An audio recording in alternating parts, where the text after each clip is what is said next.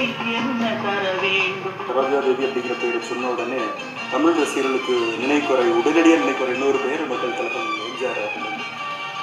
அதுதான் உங்களுக்கு வந்து ஒரு திருப்புமுனை அப்படின்னு சொன்னாங்க. அதை பற்றி ரேவதி ஸ்டுடியோன்னு சொல்லிட்டு முதல்ல ஒரு ஸ்டுடியோ, இந்த ஸ்டுடியோவில் ஷூட்டிங் நடந்துட்டு இருந்தது.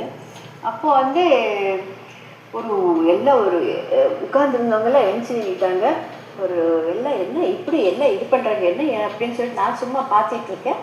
அப்போ ஒரு 1000 சூரியன்களுடைய கிரணம், அந்த பிரகாசமான ஒரு ஒளி அந்த மாதிரி ஒருத்தர் வெள்ளையாக வந்தார்.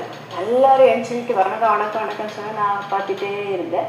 அப்புறம் அவர் அங்கே போனார். போயிட்டு சுப்பிரமணியர்கிட்ட பேசினார். அவர்கிட்ட கேட்டார் யார் இந்த பொண்ணு. அப்புறம் சுப்பிரமணியர் சொன்னார் சரோஜா தேவி சொல்லிட்டு கண்டாங்க. உடனே என்னை பார்த்துட்டு ಚೆನ್ನಾಗಿದೆಯಮ್ಮ அப்படின்னாரு.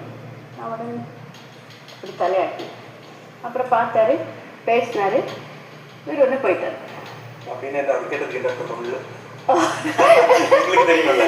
நல்லா இருக்கியம்மா, அவர் கொஞ்சம் கன்னட என்ன எப்படி நான் மைசூரில் ஜானகி அம்மாவோட ஷூட்டிங் எடுக்கும்போது அந்த காலத்தில் அவர் கொஞ்சம் கன்னடம் கொஞ்சம் எப்போ என்னை பார்த்த உடனே காஃபி சாப்பிட்றியா, இந்த கன்னடத்தில் காஃபி குடிக்கியா இல்லைன்னா ಚೆನ್ನಾಗಿದೆಯಾ அப்படின்னு கேட்பாரு. நான் எல்லாரையும் பார்த்தேன். இது நான் இது யாரும் இப்படி வந்தாங்க போயிட்டாங்க என்ன விஷயம் கேட்டீங்க யார் அவர். ஐயோ அவர் தான் எம்ஜிஆர். இவர் தான் எம்ஜிஆர். என்ன நான் பெங்களூரில் அவருடைய அந்த குலேபகாவில் இந்த புலி மேலே தலை இப்படி வச்சுட்டு இருந்தது அந்த ஃபோட்டோ தான் நான் பார்த்துருந்தேன். அவரை பார்த்ததில்லை. அதுக்கப்புறம் வந்தார், பார்த்தாரு, போயிட்டார். போய் அப்புறம் வந்து எல்லாருக்கிட்டையும் சொல்லியிருக்காரு இந்த மாதிரி ஒரு பொண்ணு இருக்குது, அவங்கள வந்து நீங்கள் படத்தில் போடுங்க.